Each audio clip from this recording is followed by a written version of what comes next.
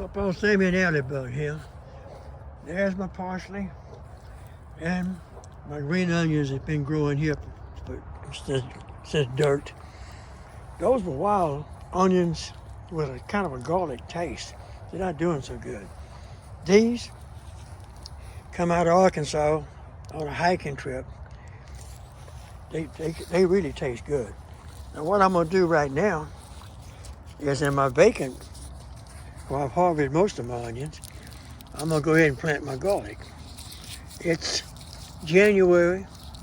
They should have been in the ground back in October. I just got a little delinquent. Had other things going, so I didn't plant it.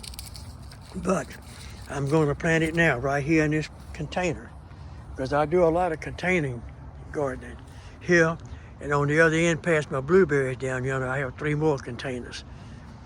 I have 2. I actually have 2 right there.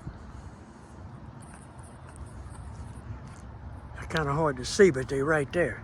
And you come around here, I have the blueberries over there. That's 3 more, 4 container gardens in a big container. So I do a lot of containers.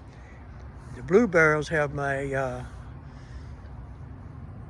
ginger. That's my blackberries. This is my onions and garlic.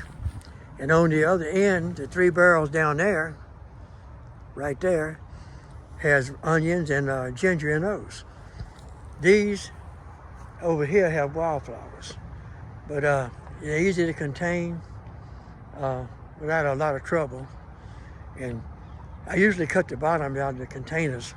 Eventually, the roots grow into the soil, and it's a lot less maintenance. Anyway, like and subscribe. Pawpaw, Sammy, and alley-bug.